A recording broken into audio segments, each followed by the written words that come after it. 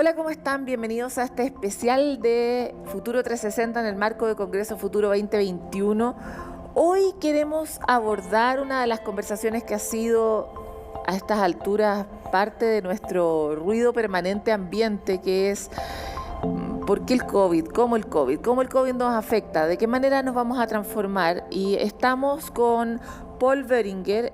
Él es médico y psiquiatra de la Universidad de Chile, profesor asociado de la Clínica Psiquiátrica de la Universidad de Chile y profesor asistente de la Universidad de Tufts, director ejecutivo del International Mood Network, investigador adjunto del Instituto Milenio para la Depresión y la Personalidad, MIDAP, experto en trastornos del ánimo como depresión y bipolaridad. Sigue, pero lo vamos a dejar hasta ahí. Bienvenido, Paul. Gracias, sí. No, es que con los científicos tenemos que aplicar sí, no es necesario, síntesis. Sí, estoy de acuerdo. Paul, quisiera hablar contigo sobre un poco lo que hablamos acá, que tiene que ver con cómo esperamos que se transforme nuestra vida definitivamente también después de la pandemia, y en este caso en el ámbito de la psiquiatría y de cómo nos vamos a ver afectados nosotros como generación.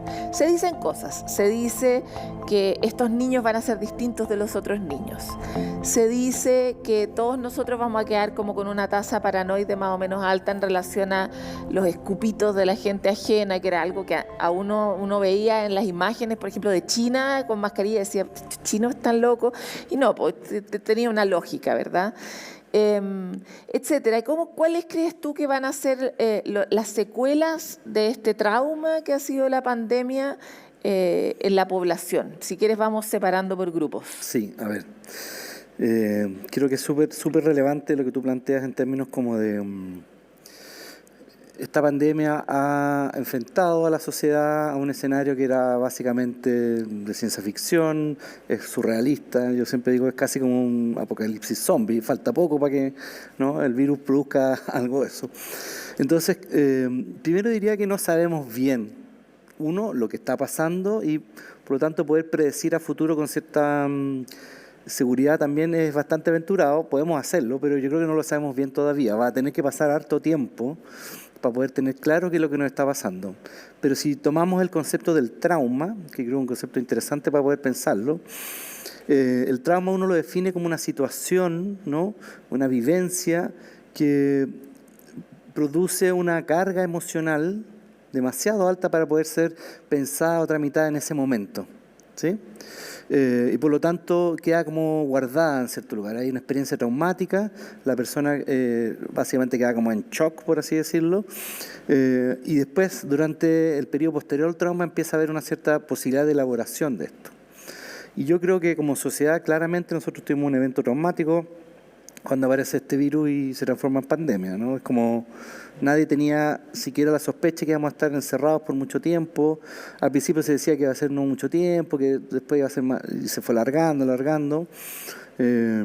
Incluso lo pienso desde la aparición ahora de la vacuna, que está la vacuna entrando, pero tampoco es como que va a llegar rápido. De aquí a probablemente la mitad de este año no va a estar la cantidad suficiente de gente vacunada en nuestro país, por ejemplo, para tener un efecto así de inmunidad de rebaño, etcétera. Entonces, estamos expuestos frente a una situación traumática que nos confronta con grandes montos de incertidumbre. Y ahí uno echa mano un poquitito a lo que puede, ¿no? Y si hablamos de grupo, por ejemplo, yo pensaba que hay personas que estaban muy acostumbradas a ser muy limpias, muy prolijas, muy ordenadas, ¿no? Esas personas yo creo que hoy día son las que han campeado, han reinado, ¿no? Es como que esencialmente aquellos que se lavaban mucho las manos antes, que eran muy cuidadosos, etcétera, hoy día están un poquito así como en su salsa, ¿no? Como decir, hay que lavarse las manos, ¿no?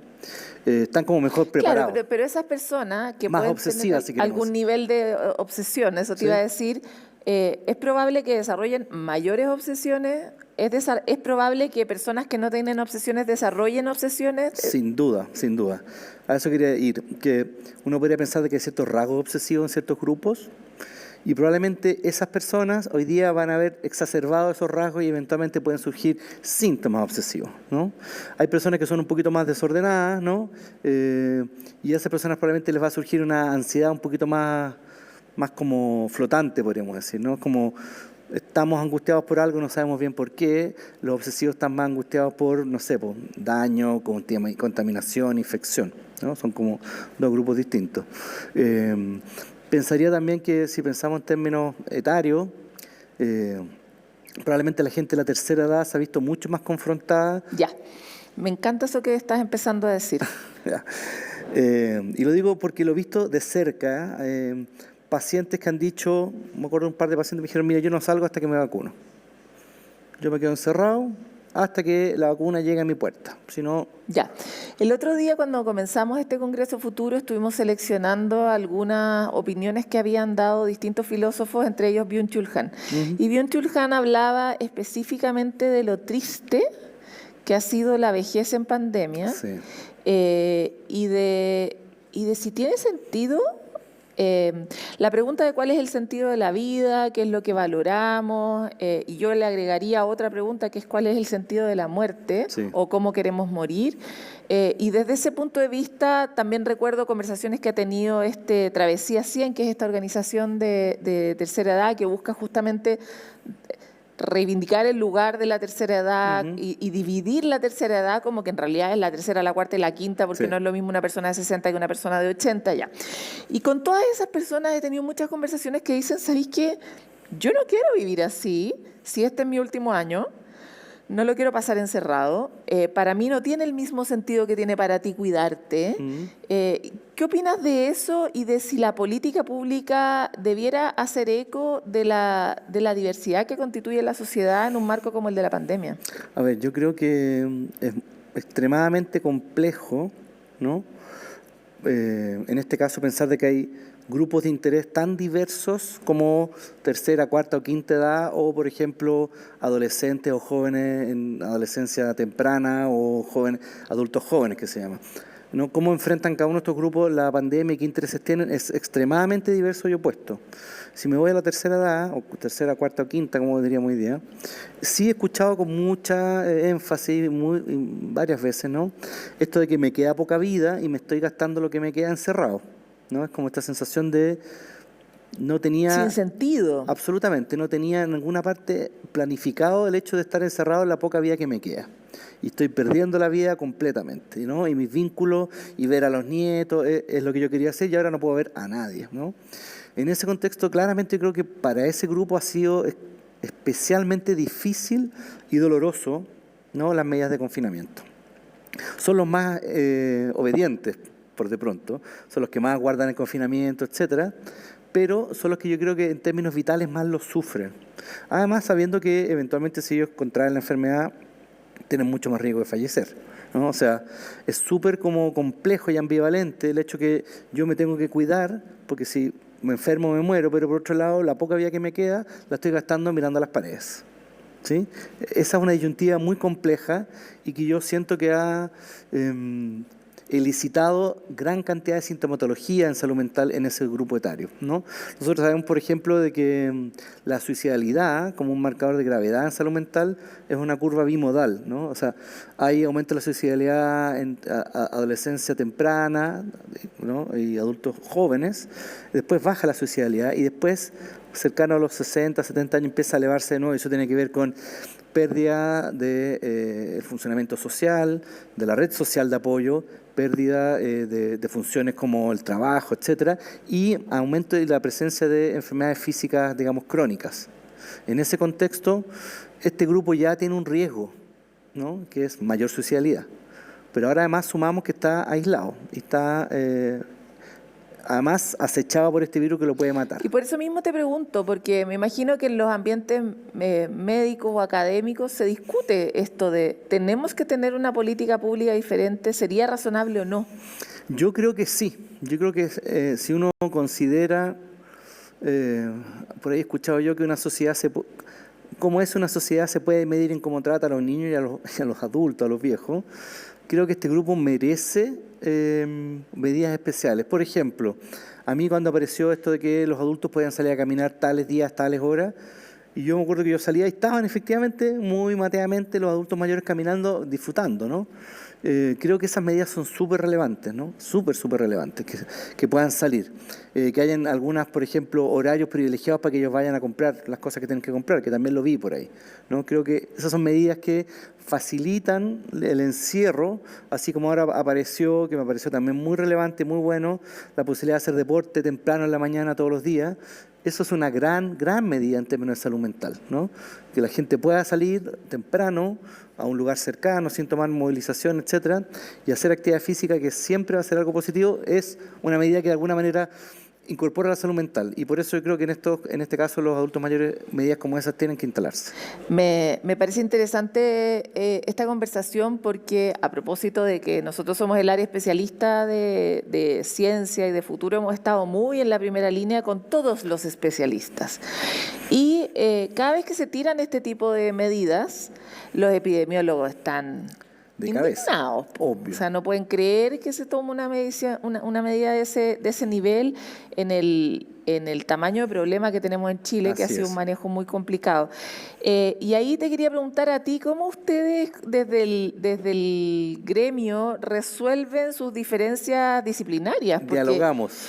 Dialogan y tratan de ser un aporte como gremio completo, porque Congreso Futuro es muy persistente, sobre todo durante los últimos años, en que no hay otro camino que una mirada multisistémica, multidisciplinaria. Así es. Entonces, lo mínimo que esperamos es que al menos ustedes se pongan de acuerdo, no están de acuerdo. Entonces, ¿cómo ves tú que se puede combinar la especialidad para poder enfrentar de la mejor manera la pandemia sin tener externalidades como las que estamos conversando? Yo creo que esa es una pregunta muy compleja. O sea, los epidemiólogos, por así decirlo, quisieran que todos estuviéramos confinados 24/7. Y el impacto en la población que eso causa probablemente puede ser incluso más grave. Ahora ellos dicen, estamos bajando tasas de infectividad, letalidad, uso de camas UCI. Creo que eso es clave, eso es lo primario. Pero una vez que eso se establece, nosotros podemos, por así decirlo, esto es como la ley, y después viene un reglamento que aplica la ley a distintas situaciones, ¿no? Siempre se producen leyes, por ejemplo, en el Parlamento, pero la ley es letra muerta si no tiene como aplicabilidad a los casos individuales, ¿no? Y eso se le llama reglamento. Yo creo que esto es algo parecido. Nosotros tenemos claro de que tiene que haber confinamiento, tiene que haber distancia física, tiene que haber lavado, protección, etcétera. Ahora, hay que ir, sí, caso a caso a grupos específicos en los cuales esta ley tiene que aplicarse de una manera especial para ellos. Y yo creo que efectivamente si nosotros tenemos tiempos específicos para adultos mayores para que ellos puedan estar un rato, digamos, desconfinados, insisto, son el grupo más ordenado, creo que eso no aumentaría las tasas de infectividad. Por el contrario, si nosotros vamos a los grupos más jóvenes, ¿sí? Hoy por hoy, nada está haciendo efecto. Tenemos un mensaje... Nunca. Bueno, Pocaso, nunca. digamos. Claro, pero hoy día más que nunca es mucho más clave poder, yo digo, hay una pregunta ahí abierta, ¿cómo nosotros podemos hacer entender, hacer conciencia en un grupo etario que la muerte no existe, son absolutamente inmortales, omnipotentes? La vida de ellos se resume a poder juntarse con otros. Para un adolescente, un joven, el poder estar con otros es extremadamente, para todos es vital, pero para ellos es extremadamente vital, ¿no? Yo he escuchado a muchos pacientes míos que el confinamiento era como que estaban muertos en vida, ¿no? Y hoy día ellos dicen, he vuelto a vivir porque nos podemos juntar. Y se han juntado obviamente en horarios que no se debe, con aforos que no se deben, sin medidas de protección, con mucho alcohol. Y dicen, bueno, ahí tengo vida. Y uno dice, bueno, ahí tengo vida, pero a expensas de la vida de otros quizás. Yo todavía no tengo claro cómo nosotros podemos hacer, no sé si un mensaje, medidas, etcétera, algo específico para ese grupo etario, ¿no? He escuchado, por ejemplo, que aquellos que se infecten, etcétera, después tengan trabajos comunitarios, ¿no? Como decir, oye, aquí hay un sentido de comunidad, ¿no? De cuidarme yo para cuidar a otro. Es difícil enseñar eso en un país como el nuestro, aparte. Además que desde muchos años llevamos atrás, mucho tiempo en no que hablando la de lo comunidad comunitario, no importa. ¿no? Sí. Estamos hablando de lo individual, ¿no? Yo me rasco por mis propias uñas, mi éxito personal, etcétera. Entonces, aquí estamos diciendo la comunidad adquiere un sentido enorme, ¿no? De hecho, las vacunas son esencialmente intervenciones comunitarias y por eso sirven, ¿no? Cuando la gente dice, no, yo no me vacuno, claro, tú puedes no vacunarte porque todo tu entorno se vacunó, ¿sí? Por eso eventualmente que tú no te vacunaras no va a cambiar. Pero, alguien te está salvando. Claro, pero si todos pensáramos así, no servirían las vacunas, ¿no? Paul, vamos a ir a una pausa y volvemos después de esto.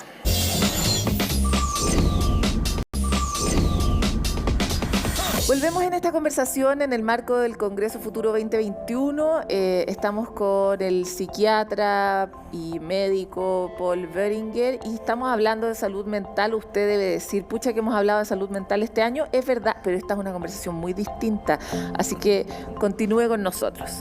Hace poquito estaba yo revisando una entrevista que se le hizo a un psicólogo que es Le Calenier, no sé si lo ubicas, que tiene cierta especialidad en los niños. Apego. Y él hablaba mucho de cómo antes del COVID nosotros ya teníamos muy malos índices de herramientas y salud infantil, muy maltrato con los niños, una lógica como país muy adultocéntrica, donde los niños como que no tienen derechos, no tienen necesidades, muy poca conciencia del juego, cero del disfrute de la crianza, mucho más la crianza desde el deber. Lo cual era para llorar a mares, digamos, el diagnóstico general evaluado en un grupo de países donde obviamente Chile es de los más malos, o sea, es espantosa la historia. A esa historia, sumémosle COVID. Pongámosle una pandemia encima. Sí, yo creo que eso es un poquito el guión de una película de terror, ¿eh? En términos de que yo sostengo que desde hace muchos años en Chile se favorece la adquisición de bienes y servicios, ¿no? Y el desarrollo, por así decirlo, el éxito laboral, etcétera, por sobre otras cosas, ¿no? Y desde lo individual. Y dicho esto, claramente aparece como que ciertas tareas como la crianza, que son esencialmente un poquito a la inversa de esto, ¿no? O sea, yo me entrego abnegadamente por un otro y me pospongo por un otro. Eso es criar, ¿no? En muchos sentidos, ¿no? Uno cuando está en etapa de crianza es como que uno se baja a la etapa evolutiva del hijo, ¿no? O sea, el cerebro de uno tiene que funcionar lograr empatizar con las necesidades del niño. Y eso pasa incluso por una actitud corporal, bajar al suelo con ellos y jugar con ellos en el suelo, ¿no? Y claramente con esta necesidad que yo escribo anteriormente, el espacio afectivo, emocional y mental de un adulto para eso es mínimo, ¿no? Y por eso aparecen estas crianzas como subrogadas, digámoslo así, ¿no? Las asesoras del hogar un poquitito a cargo, ¿no? De criar niños, que más que criarlos es cuidarlos, que no tengan riesgo, no se peguen, que estén comidos, que estén limpios. Que hagan las tareas. Exacto. Pero no hay esta sensación, como tú dices, de disfrutar ese espacio y poder establecer dinámicas, por ejemplo, lúdicas, juegos, que son muy importantes. Los niños se vinculan a la realidad a través del juego. De hecho, cuando uno hace una evaluación de un niño, yo no soy un experto en niños, pero lo que sé es que es a través del juego, ¿no? El terapeuta juega con ellos y ahí hace el diagnóstico. Entonces, por supuesto que ya venimos con adultos estresados, adultos que están sobreexigidos en su propio rendimiento y por lo tanto esta posibilidad de poder estar disponible para los niños es muy baja.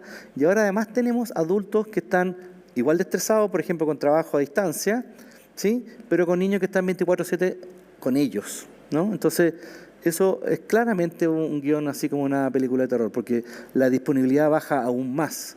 Hemos visto que las cifras de violencia intrafamiliar se han disparado. Aumentado, por lo menos el de mujer lo leí esta mañana y era no, y el de niños también, la violencia infantil también ha aumentado mucho. Las cifras de abuso de alcohol, yo decía en la otra presentación, que cuando se anunció la cuarentena en Santiago, ¿no? Más que no sé, por los supermercados, las botillerías eran las colas más largas, ¿no? Y uno decía, qué impresionante que la gente es como que no va a poder enfrentar, me tengo que borrar, ¿no? El estudio, por ejemplo, el estudio online de los niños ha sido muy complejo, ¿no? Y los padres han tenido que ser padres, madres, trabajadores y como coprofesores, ¿sí? Eso claramente ha tensionado muchísimo los vínculos con los niños. Yo creo que, y también la disponibilidad afectiva de los cuidadores hacia ellos.